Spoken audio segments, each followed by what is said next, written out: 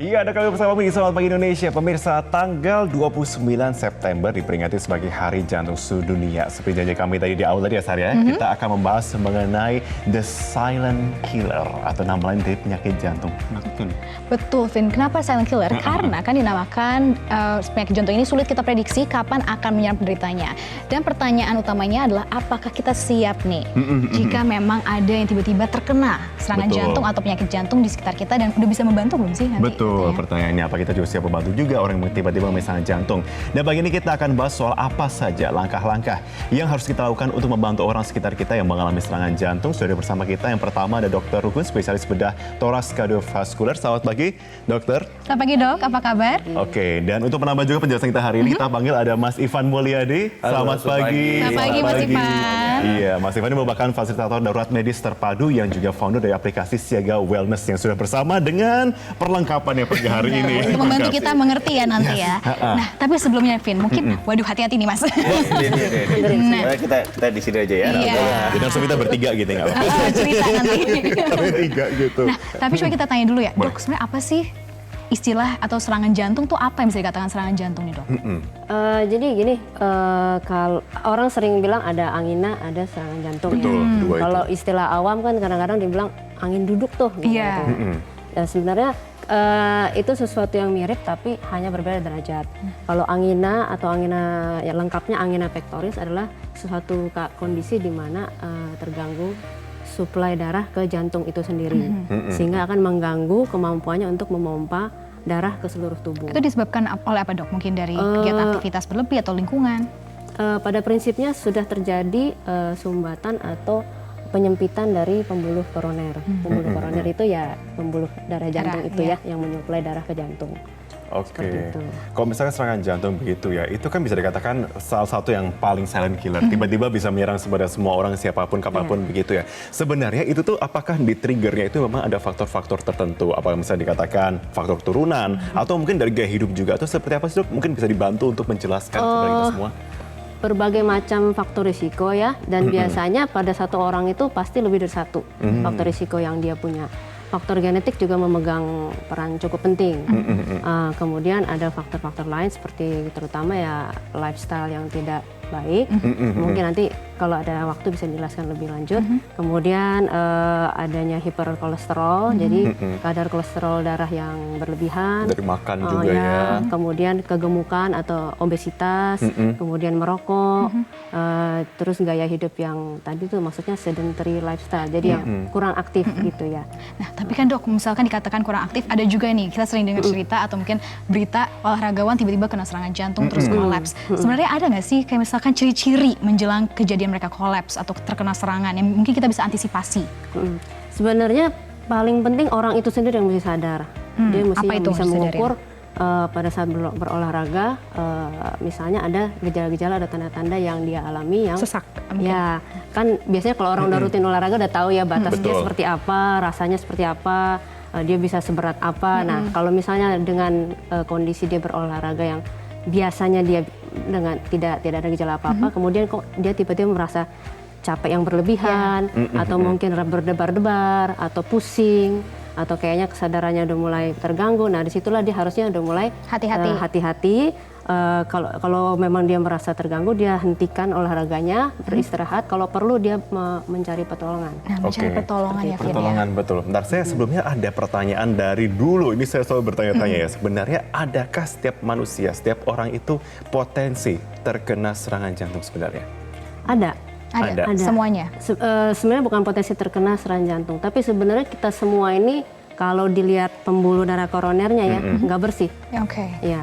Masing-masing ada seperti masing-masing itu ya? ada, karena ya faktornya banyak, termasuk dari pola makan juga kan, dan pola hidup. Berarti harus mawas dan harus bersiap diri. Betul. Nah, ngomong-ngomong tentang bersiap diri nih, Mas Ivan tadi sudah siap juga nih dengan manekinnya di bawah. Mungkin bisa ceritain sedikit, sebenarnya apa sih yang harus kita lakukan kalau misalkan mungkin ada, jangan sampai ya, tapi ada orang di sekitar kita yang tiba-tiba sesak nafas, atau mungkin yang kelelahan berlebih, yang tanda-tanda nih, Mas Ivan. Ya, yang pastinya sih sebelum orang ini kehilangan kesadaran, kita langsung harus stop aktivitas orang tersebut, tanyakan, kalau memang perlu langsung bawa ke rumah sakit.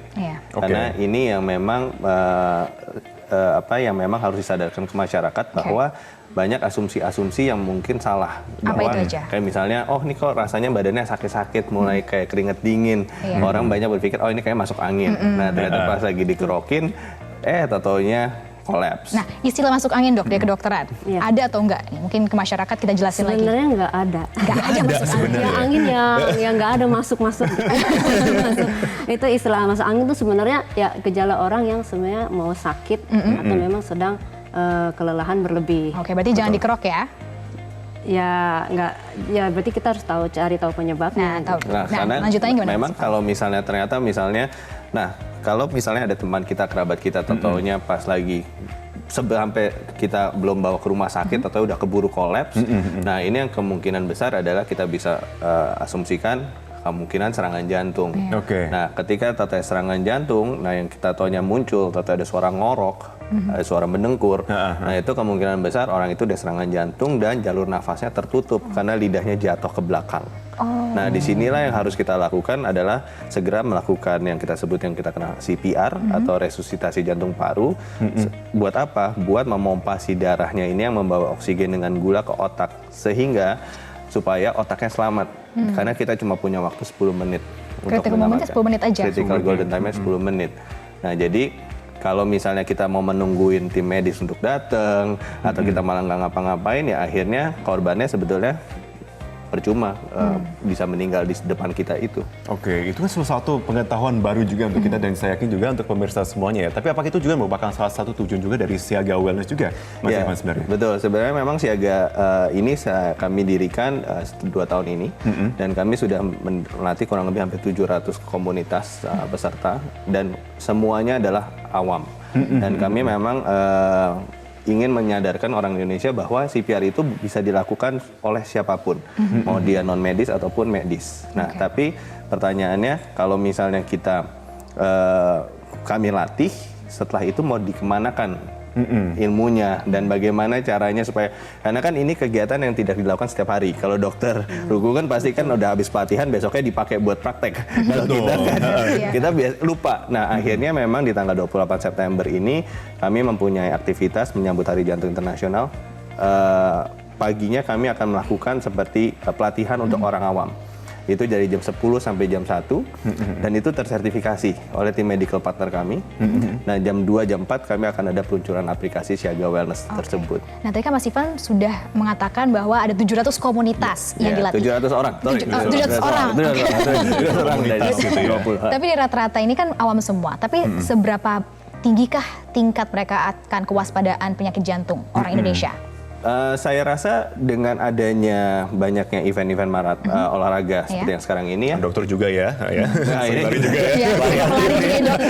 Biar betisnya kenceng. Saya rasa orang Indonesia mungkin sadar tentang potensial untuk menjaga agar terhindar dari penyakit jantung. Kesehatannya. Tapi memang ini masih saya rasa masih kurangnya kesadaran untuk pertolongan pertamanya. Pertolongan pertama. Karena memang ketika kita berolahraga itu mengurangi faktor serangan jantung. Tapi bukan berarti kita bisa lewat 100% selamat gitu ya. Oke. Nah, dokter sedikit aja nih dok, sebagai pelari bukan sebagai dokter, yang dilihat dari teman-teman di komunitas lari, apa nih yang mungkin harus ditingkatkan dari kewaspadaannya? Kalau tadi kan dari CPR-nya atau pertolongannya. Saya rasa pertama bahwa dengan olahraga lari itu kita nggak ujuk-ujuk langsung Sehat, saya bebas ya, tadi kita jantung. ngeliat temen Enggak ya? misalnya wah bisa maraton terus kita langsung maraton gitu kan, nggak bisa. Namanya semua olahraga, apalagi kalau misalnya yang tadinya memang tidak pernah berolahraga, mulailah dengan bertahap. Dengan bertahap, kemudian dinaikkan sedikit-sedikit sesuai dengan toleransi dia. Jadi jangan terburu-buru gitu. Yang kedua, dia juga harus mencek kesehatannya sebelumnya, apalagi buat usia 35 tahun ke atas sebaiknya melakukan medical check up minimal 1 tahun sekali. Oke. Kalau misalkan ceroboh itu tiba-tiba langsung nggak pernah half marathon, tahu-tahu langsung half marathon, nggak pernah olahraga sebelumnya, apa itu risiko yang paling kelihatan? Risiko yang paling jelas sih cedera dari otot-otot bisa ya, kemudian dehidrasi, kemudian juga ya mungkin kalau dia sudah ada kondisi-kondisi lain sebelumnya di jantungnya gitu. Bisa saja terjadi serangan jantung. Nah, itu paling ditakutin ya, Vin. Ya. Nah, tadi Kemudian yang juga perlu ditekankan bahwa dengan dia berolahraga bukan berarti dia tidak bisa berisiko serangan jantung. Betul. Karena faktor-faktor risiko lain Iya. juga harus dijaga, Nah, termasuk makanan, istirahat dan sebagainya. Nah, makanya kita juga perlu tahu bagaimana pertolongan pertama, kan, Yes. Vin? Tetapi nanti kita akan belajar juga nih dengan Mas Ivan, tapi harus tahan dulu pemirsa. Betul, kami akan kembali usai jeda, tetaplah bersama kami di Selamat Pagi Indonesia. Nah, pemirsa, kembali lagi di Selamat Pagi Indonesia, dan apa yang harus kita lakukan saat ada orang terdekat kita yang terkena serangan jantung? Langsung aja, Mas Ivan, apa nih yang harus kita lakukan? Oke, baik. Jadi yang harus dilakukan adalah pertama adalah cek responnya dulu. Oke, ini ya, misalkan ini Ya. ibaratkan orang yang Kita terkena tepuk kolaps. pundaknya dulu Mbak Sarah. Panggil. Panggil di kuping kanan, kuping Ya, kirinya. Pak, gini. Jangan dong, Marvin yang bantu nanti kan. Ya, Pak. Nah, misalnya sudah tidak ada respon, yang kita lakukan adalah minta bantuan untuk panggilkan ambulan dan minta AED. Oke, berarti sekarang bisa manggil. Marvin, Oh, siap. tolong bantuan baik. cepat ya, harus Panggilin cepat. ambulan dan minta AED. Minta ambulan, panggilan ambulan dan juga AED. AED. AED AED yang mana? pastinya ada nih. AED Oke. itu apa nih, Mas Ivan? Oke, jadi AED ini adalah automatic external defibrillator. Kalau misalnya para pemirsa tahu yang di rumah sakit tuh yang kayak dikejutkan listrik. Nah, itu adalah ini kayak di film-film yang ditempel. Oke. Jadi ini sama. Jadi kalau misalnya tadi Marvin udah datang kan ya dengan AED-nya, yang kita lakukan saya akan bantu Mbak Sarah. Oke, Mbak Sarah, cek responnya dulu. Kan nggak ada respon Jangan ada ceritanya. respon, oke. Yang kita lakukan adalah lihat dan dengar. Lihat pergerakan nafasnya ada nggak? Oke. Kalau tidak ada, Dicet denyutnya? denyutnya bisa kita cek di sini, Oke. ya. Lalu Mbak Sarah bisa lihat dan dengar hembusan nafasnya. Oke. Nah, ternyata tidak ada respon. Nah, kalau misalnya ternyata dalam keadaan begini ternyata korban dia mengorok, Ya. mendengkur, yang kita lakukan adalah ambil lidahnya. Ambil lidahnya. Ambil Berarti lidahnya. Dibuka aja. Buka gitu lidahnya, lalu miringkan kepalanya Miringkan ke arah? ke arah penolong. Oke, berarti nggak ada kiri kanan, yang penting ke arah Betul. kita yang menolong ya. Betul. Seperti ini, Mas. Ya. Nah, maaf. Nah, kayak begini aja. Nah, kalau misalnya sampai si korban kolaps tapi masih ada nadinya, tidak usah lakukan CPR. Oke. Jadi cukup dimiringkan seperti ini. Nah, tungguin sampai korban sadar. Nah, tapi kalau misalnya sampai dia kolaps, yang kita bisa lakukan adalah berikutnya. Oke, Mbak, siap-siap untuk melakukan RJP Oke. atau CPR. Laki-laki adalah sejajar papila mamae atau di sejajar puting susu, ya.